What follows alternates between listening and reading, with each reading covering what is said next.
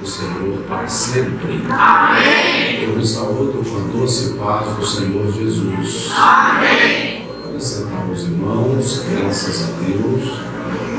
Como importa a oportunidade, o privilégio que temos em Deus de estarmos em sua casa nesta oportunidade tão rica, para celebrar o seu nome e engrandecer a sua majestade.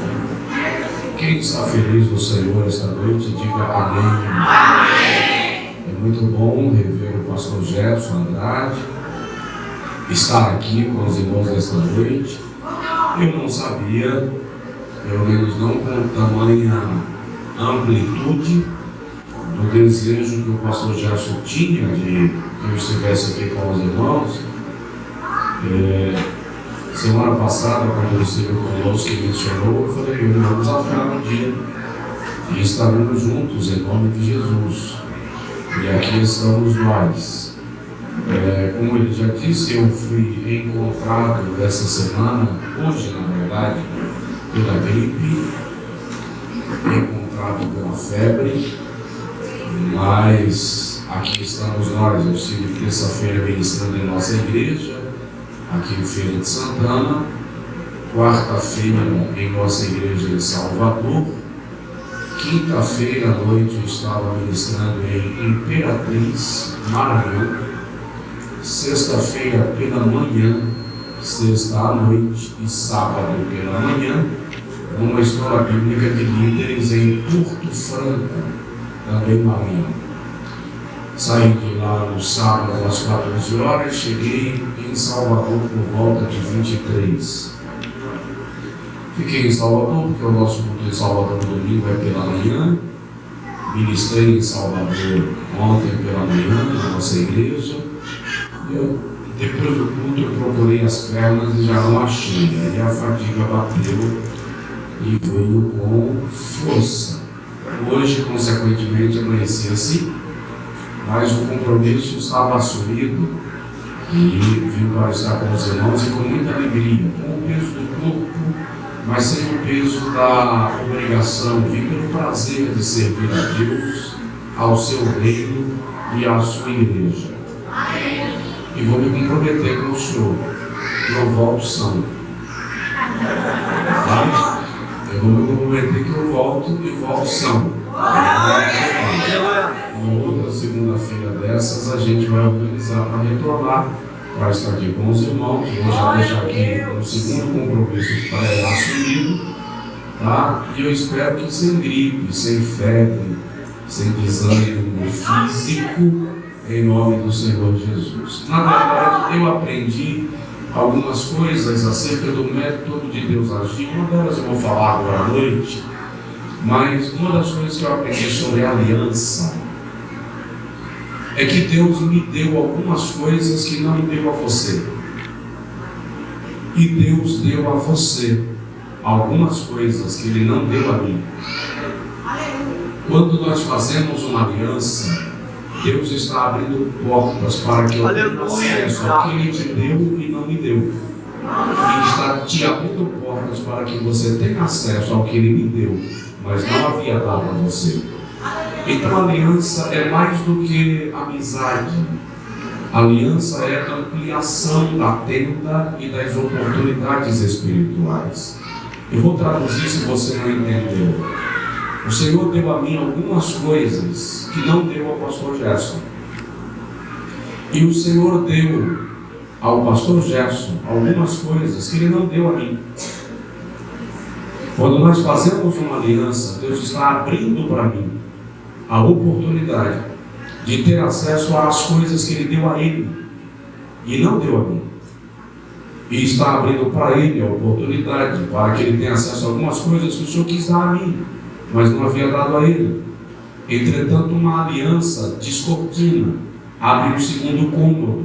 Eu passo a ter acesso à tua sala e você passa a ter acesso à minha sala. Então aquilo que eu não tinha, eu passo a ter através de você. E aquilo que você não tinha, você passa a ter através de mim. E o reino de Deus se completa nesta dinâmica.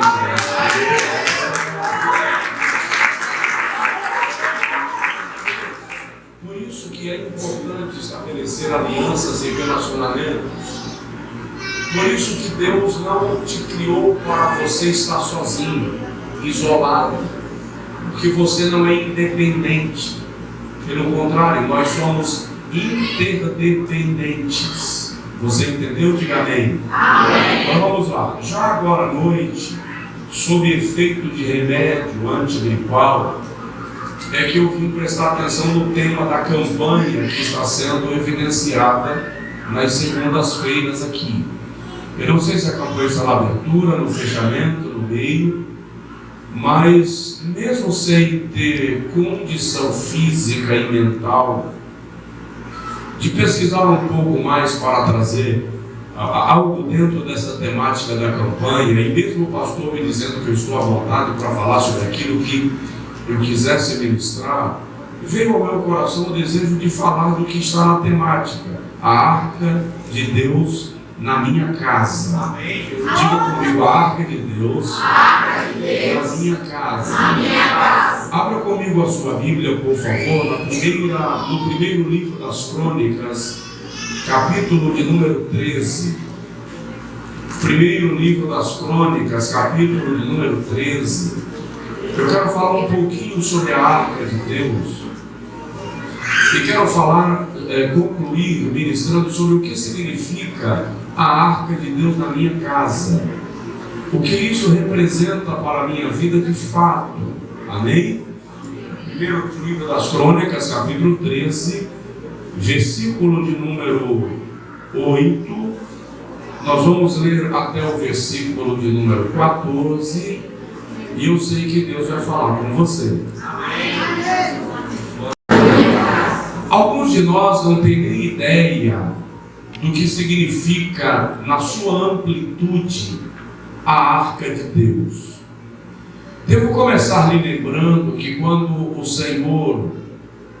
Moisés construiu a arca, ele a fez sob ordenança divina. O Senhor não apenas estabeleceu a construção da arca, como organizou o seu formato, o seu tamanho, as suas medidas. Abrindo um parêntese, irmão Alessandro, bom ver, Deus abençoe. O Senhor estabeleceu as medidas da arca, organizou o formato dela e a estabeleceu. Uma das coisas que eu julgo mais interessantes na construção da arca é o material que Deus escolheu: madeira de acácia. Diga comigo: madeira de acácia. Madeira de acácia. Veja só, a madeira de acácia, embora fosse uma madeira, pode descer, pode caminhar, embora fosse uma madeira muito bonita em sua coloração, os estudiosos dizem que ela era uma madeira ruim de ser trabalhada, porque era muito dura, muito tortuosa e cheia de nós. Então, talhar, lapidar, aparelhar a madeira de acácia não era uma tarefa simples. Eu estou vendo gente da cristianismo aqui, Deus abençoe. Não era uma tarefa simples, era uma tarefa que requeria habilidade, capacitação. Tanto que o Senhor Deus diz no capítulo 31 do Êxodo assim: eu mesmo escolhi, nomeei e capacitei a Bezaleel para talhar a madeira. Então veja que o material que Deus escolhe para a construção da arca é madeira de acácia, ruim para ser trabalhada, repito, devido à sua dureza, devido à sua deformidade. Então por que Deus escolheu madeira de acácia?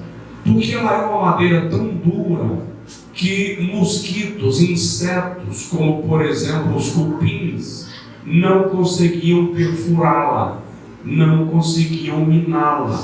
Era um cuidado de Deus para que a madeira não fosse estragada. Daqui a pouco você vai entender como isso é lindo e extraordinário. Quando o Senhor escolhe, quando Moisés monta, eu vou chamar de um caixote de madeira de acácia, que vai ser a arca. Agora o Senhor diz a Moisés: betuma, reveste, forra, por dentro e por fora, com ouro batido, ouro em pó. Não era ouro em placa, era ouro em pó, refinado, de primeira qualidade. O que isso tem a ver com a gente, pastor? Tudo. Presta atenção. A madeira de acácia representa a mim e a você. Fala aí com o teu vizinho: você é madeira de acácia. Duro, tortuoso, cheio de nó, cheio de problema, cheio de dificuldade. Aí Deus escolheu você e disse: é nele que eu vou habitar, é nele que eu vou colocar a minha presença, é nele que eu vou revelar a minha glória. Então, para que Deus mandou revestir de ouro por dentro e por fora? Porque madeira na Bíblia fala da natureza humana, ouro fala da natureza divina. Quando Deus manda betumar, revestir, proteger com ouro, Ele está dizendo: a arca será feita de material humano, mas quem olhar não vai ver o homem, aleluia, não vai ver a mulher, vai ver o ouro, vai ver a minha presença, ou seja, os nossos defeitos, as nossas dificuldades. O Senhor cobre com a sua natureza, com o seu caráter, com o seu operar, com a sua transformação. Aí quem olha sabe que não é o homem ou a mulher que está fazendo aquilo, é Deus operando através dele, é Deus operando através dela, para aquele resultado ser alcançado. Você diz amém? Amém. Esse é o primeiro detalhe importante que eu quero destacar. Depois que está pronta, o Senhor manda Moisés colocar 2 querubins em cima da arca. Aqui tem um exemplo. 2 querubins de ouro são postos em cima da arca. O nome disso aqui, dessa parte da arca, é propiciatório. Os querubins virados para dentro da arca representam a presença de Deus guardando os tesouros que estão postos dentro da arca. O propiciatório era tão especial, era tão sério e tão sagrado, que em Números capítulo 7, a Bíblia diz que quando Deus falava com Moisés em cima da arca, Ele falava por detrás do propiciatório. Você está me entendendo? Diga amém. Amém. Por detrás do propiciatório. O tabernáculo era dividido em 3 áreas. Havia a área externa do tabernáculo, digamos que a área externa fosse isso aqui, onde estava o altar de pedra, o altar de bronze, onde se oferecia sacrifícios para Deus, a pia da purificação para o sacerdote se lavar depois do sacrifício, depois vinha o altar de ouro, onde se queimava incenso para Deus, depois do altar de ouro, de um lado, agora já dentro da tenda, no lugar que a Bíblia chama de lugar santo, estava de um lado a mesa dos pães da proposição, que só os sacerdotes poderiam ter acesso, e do outro lado o castiçal de ouro, que a Bíblia chama de a lâmpada de Deus. Aqui é o lugar santo. Na área externa do santuário, os levitas tinham acesso. No lugar santo, só os sacerdotes. Mas depois do lugar santo estava o véu. O véu era símbolo de limite. Ninguém podia ir além do véu, senão o sumo sacerdote, uma vez por ano, no dia da purificação, que era no mês de Tisri, que corresponde ao nosso mês de outubro, quando toda a nação ficava ao redor do santuário do tabernáculo, e o sumo sacerdote entrava para o lugar santo dos santos. Agora, o lugar santo dos santos não era apenas o lugar depois do véu. O lugar santo dos santos era o lugar que ficava por trás da arca, por trás do propiciatório. Esse era o lugar que ninguém podia vir. porque aqui era o lugar secreto de Deus, era o lugar da presença de Deus. O sumo sacerdote ficava em pé de frente para a arca, e detrás da arca, detrás do propiciatório, a voz do Senhor bradava ao sumo sacerdote. Então deixa eu explicar uma coisa. Para Israel, a arca era o maior símbolo material da presença de Deus. A chegada da arca era tão importante que nos dias de Eli, quando Israel estava em guerra contra os filisteus, capítulo de número 3 do primeiro livro de Samuel e capítulo 4, a Bíblia diz que mandaram levar a arca de Deus de Siló para o campo de batalha.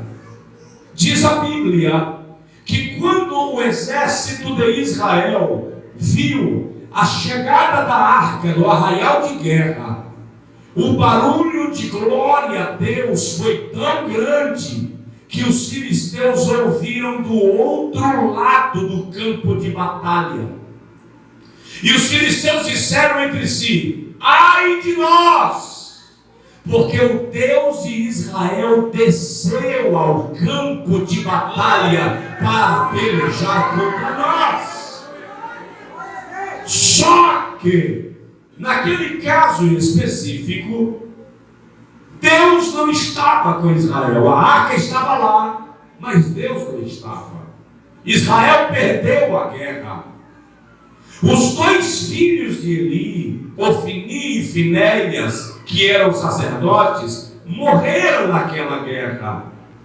Quando a notícia chegou em Siló, onde estava Eli, e ele foi informado da morte dos seus filhos, ele resistiu. Mas quando alguém lhe disse: e a arca de Deus foi tomada, Eli infartou, convulsionou, caiu da cadeira, e na queda da cadeira Eli quebrou o pescoço e morreu por causa da arca. Veja que os filhos dele morreram e ele resistiu à notícia. Mas a informação de que a arca foi tomada, o coração de Eli não suportou. Tanto que quando nasce a criança, filho de Finéias, o nome da criança é Icabod, no hebraico Icabod, que significa sem glória, não glória, perdeu-se a glória foi embora. Porque a arca era o símbolo mais poderoso da glória de Deus. Olha para o seu vizinho e pergunta a ele assim: por quê? E observe, a Bíblia diz que a arca foi levada para a terra dos filisteus. Isso está em 1 Samuel capítulo de número 5. E os filisteus pegaram a arca de Deus e colocaram no templo de Dagom. Quem é Dagom? Dagom é o Deus mais poderoso dos filisteus. Estava a arca de Deus de um lado e Dagom de frente para ela, ou a arca de Deus de frente para Dagom. É só ler o texto. A presença da arca era tão poderosa que a Bíblia diz que quando amanheceu o dia, o ídolo, a imagem, a estátua de Dagom estava caída ao chão, com o rosto virado para baixo, diante da arca de Deus. Estou te dizendo isso para você entender que a presença da arca na minha casa é muito mais do que uma caixa de madeira revestida de ouro. É a presença de Deus. Não tem potestade, principado, idolatria que suporte dentro de casa quando a arca chega. Dagom caiu. Os filisteus pela manhã, quando viram Dagom caído, foram lá, levantaram a imagem de Dagom e colocaram outra vez a imagem em pé, de frente para a arca.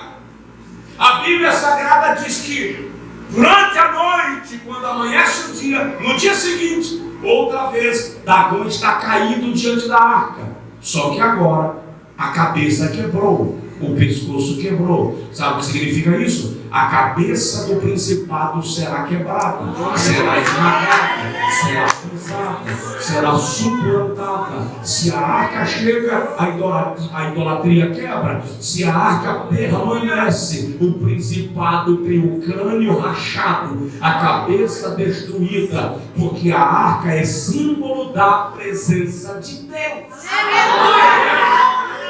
Tem alguém aí? Glória! Olha de novo para o irmão do seu lado e diz para ele: a arca de Deus está na minha casa.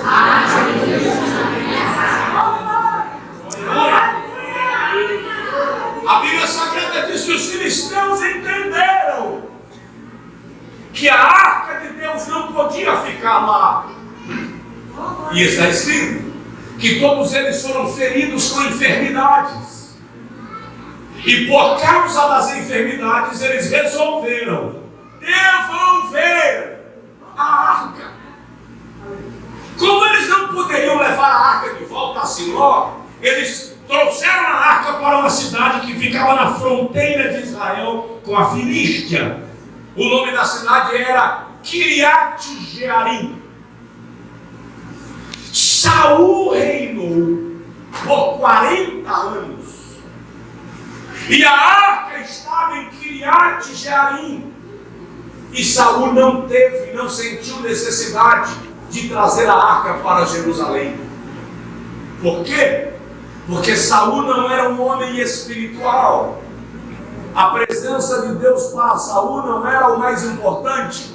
Saul só busca a presença de Deus quando Deus o rejeita. Enquanto ele tem Deus à sua disposição, querendo abençoá-lo, ele não o busca.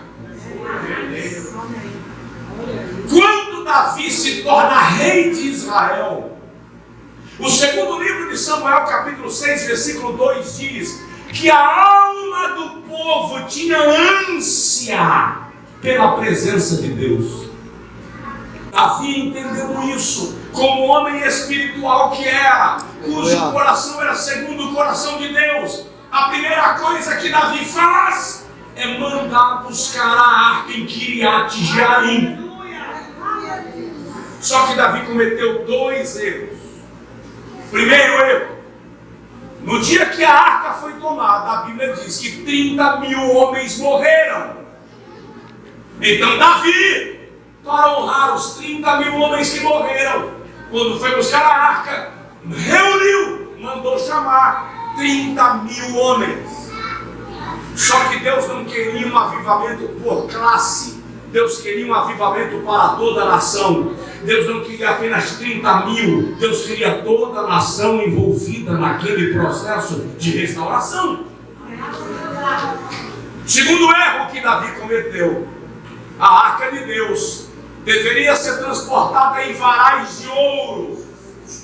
A arca de Deus tinha que ser transportada em varais de ouro por levitas. O que Davi fez? Mandou fazer carros de bois novos para transportar a arca em carros de boi.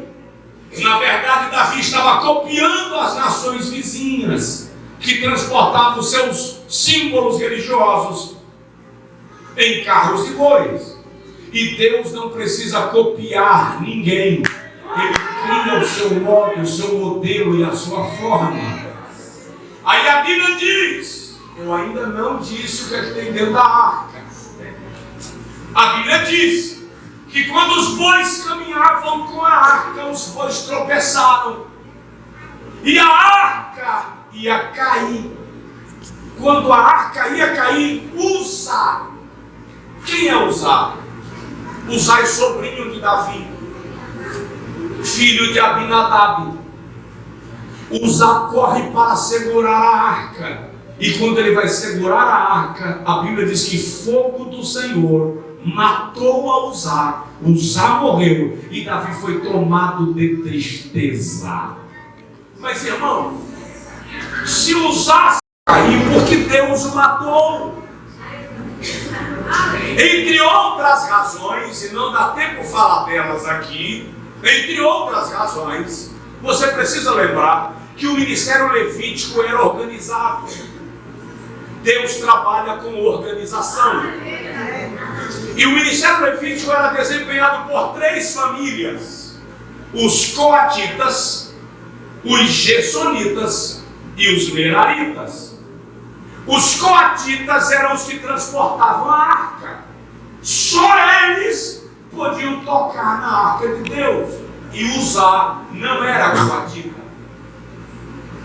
Os gersonitas eram quem dobravam as cortinas, os utensílios do ornamento da arca, as colunas do tabernáculo.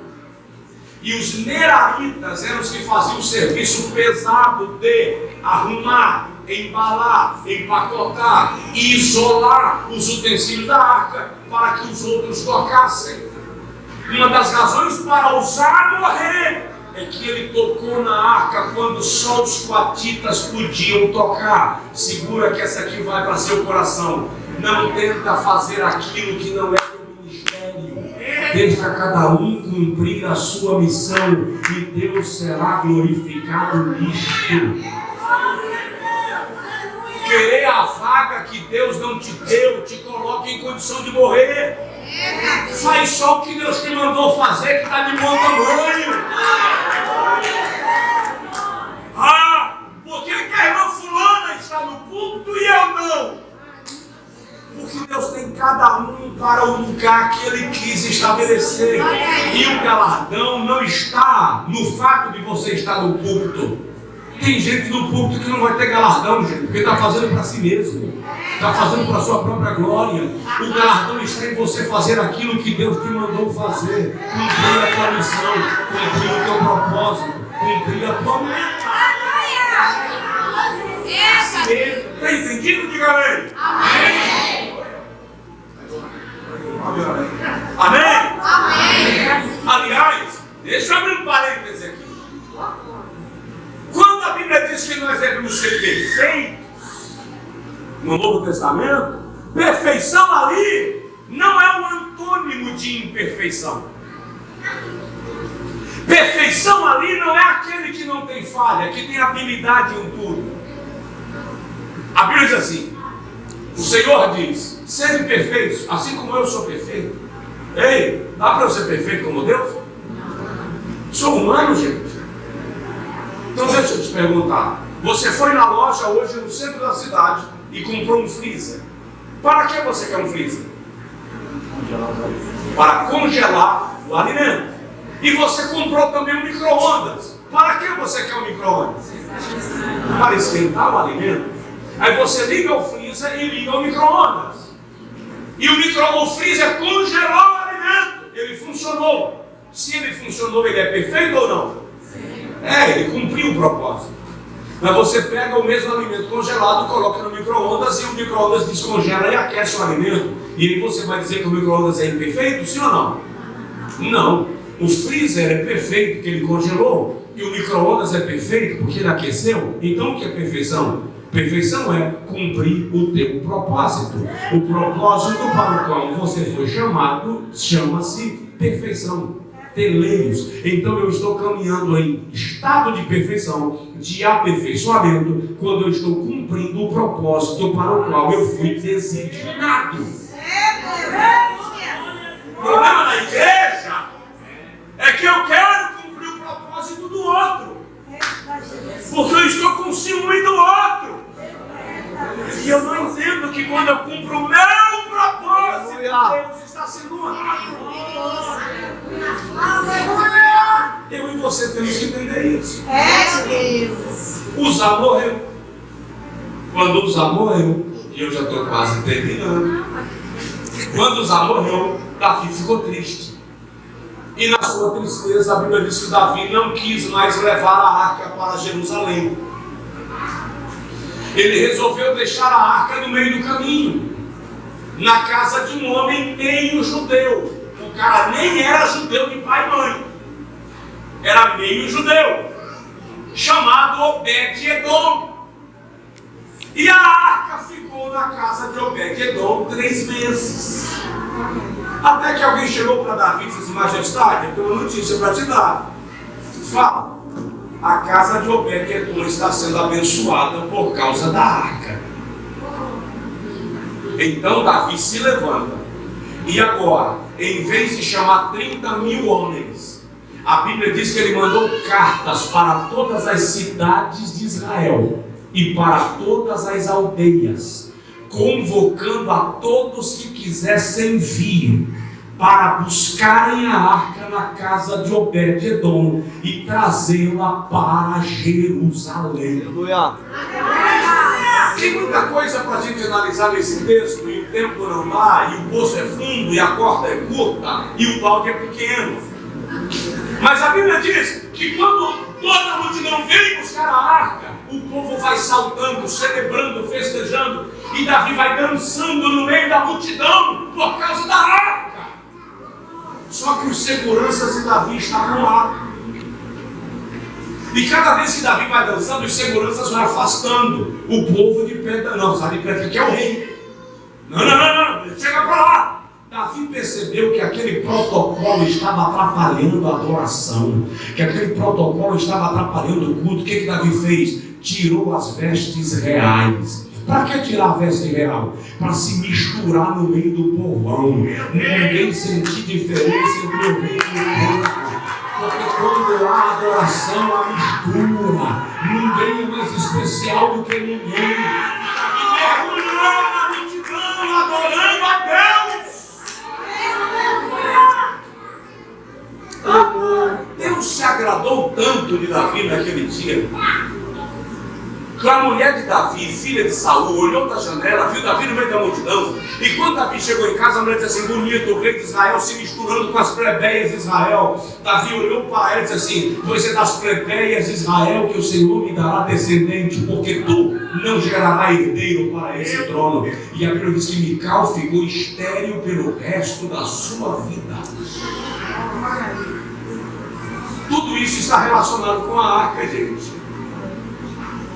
Foi naquele dia que Davi desejou construir um templo para Deus.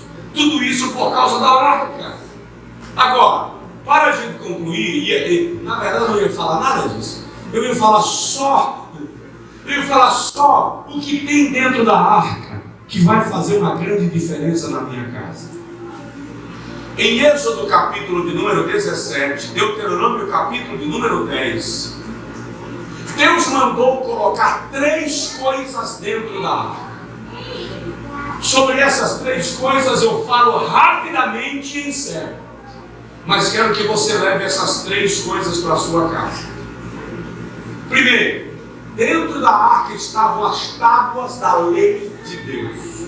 Diga comigo: as tábuas da lei de Deus. Segundo, dentro da arca estava a vara florescida de Arão. Diga comigo: a vara florescida de Arão. E é interessante que a Bíblia diz que a vara de Arão não apenas floresceu, mas apresentou frutos. Depois você lê sobre isso, tá? E terceiro, na arca estava um vaso com a amostra do maná. O que isso significa?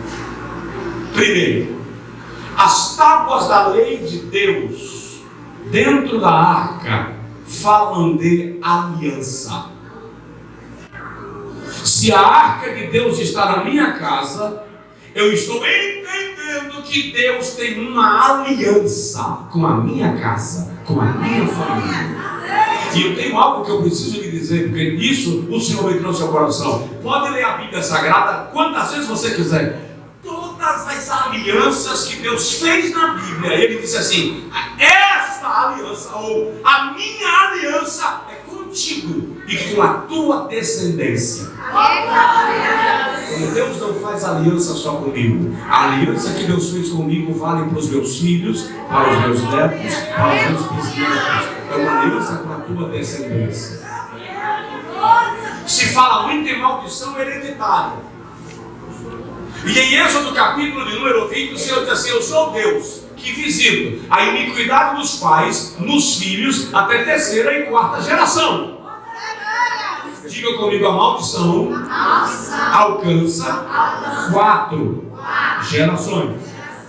Mas quando você vê Deus falando sobre a bênção, ele diz assim: eu visito e abençoo até 1000 gerações daqueles que me amam. Então diga comigo: a maldição vai até 4 gerações. A bênção, repete, a bênção, de novo, a bênção vai até 1000.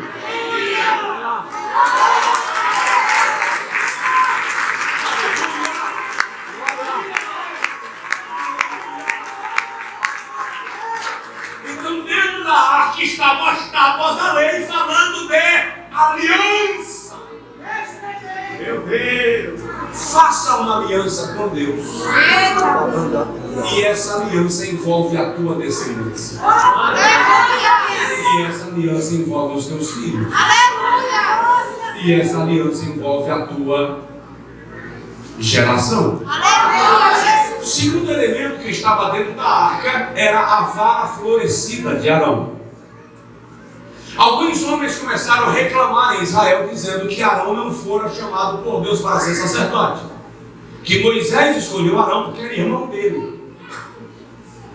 Deus, para acabar com as murmurações, disse a Moisés: manda cada chefe de família trazer uma vara sem folhas, sem ramagem. Cada um trará uma. Escreve o nome da tribo na vara. Talha o nome da tribo na vara. E a de Arão será a vara de Levi, da tribo de Levi. No entardecer, Moisés coloca as 12 varas diante da arca. No outro dia, você retira as 12 varas e a que tiver florescido é o que eu escolhi, toda a tribo, para me servir no meu santuário. A Bíblia diz que quando amanheceu o dia, Moisés entrou e ele foi tirando uma vara de cada vez. A vara de cada tribo estava exatamente do jeito que fora colocada. Mas quando Moisés tirou a vara de Levi, da tribo de Levi, que era a vara que representava Arão, a vara não apenas tinha flores, como tinha frutos. Então o que significa a arca? O que significa a tábua da lei dentro da arca? Aliança. Diga comigo, aliança. Aliança. E a vara de Arão representa o quê? Promessa. Diga comigo, promessa. Eu tenho uma aliança. Diga comigo, eu tenho uma aliança. Agora aí, quem tem uma aliança tem promessas. Vamos descansar nas promessas. Eu vou falar só uma coisa para você entender como promessa é precioso. Deus prometeu a Sara e disse: você vai ficar grávida? Eu vou te dar um filho. Me permita apontar para a senhora. Vou te dar um filho, você vai ficar grávida. Só que o tempo demorou e Sara olhou para Abraão e disse assim: Abraão, está demorando. Deus esqueceu desse negócio. Faz um negócio. Eu vou te dar a minha serva H, código de Hammurabi, um código civil da época, que estabelecia que se uma mulher fosse grávida, fosse estéril, um homem poderia tomar outra mulher para lhe gerar filhos em sua honra, para dar continuidade à sua descendência. Você vai deitar com H, Abraão, H vai te dar um filho, e a promessa se cumpriu. Abraão aceitou, deitou-se com H, H ficou grávida. A Bíblia diz que quando H ficou grávida, ela começou a humilhar Sara, pisar em Sara. Sara, revoltada, mandou H embora. Aliás, H fugiu, Sara revoltada bate em H e H foge. Tipo assim, você pode até ser a mulher do Abraão, sabe? Mas a gravidez é minha, então fui, acabou a festa. Não tem mais promessa nenhuma, você ficou sozinha. No meio do caminho faltou pão e faltou água. H está no deserto. O anjo aparece para H e diz assim: volta e te humilha debaixo do comando da tua senhora, porque tu tens a gravidez, mas a promessa é dela.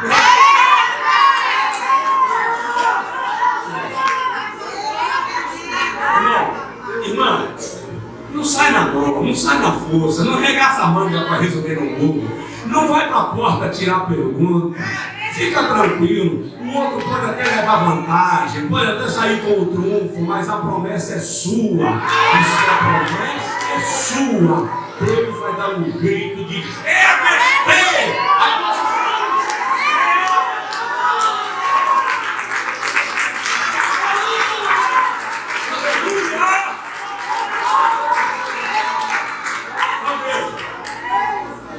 dentro da arca tinha as tábuas da lei, aliança. Dentro da arca tinha a vara florescida de Arão, promessas. Diga comigo, aliança, promessa. E dentro da arca estava um vaso com a amostra do maná. O que significa? Provisão. Deus está dizendo em todo tempo e por todo tempo: eu vou te suprir, eu vou te prover, eu vou abastecer tua casa, eu vou abastecer tua mesa, eu vou abastecer tua descendência. Deus está dizendo: tua descendência não terá esmolético, tua descendência não terá moradores em situações de rua, porque eu vou prover, eu vou alimentar, eu vou cobrir, eu vou proteger, eu vou suster, eu vou aprovisionar. O tema é provisão. O Senhor é meu pastor e nada me faltará. O pão nosso de cada dia nos dá hoje. Recebe provisão. Fica de pé, por favor, em nome de Jesus. Quero orar, pessoal. Quem recebe esta palavra diz amém.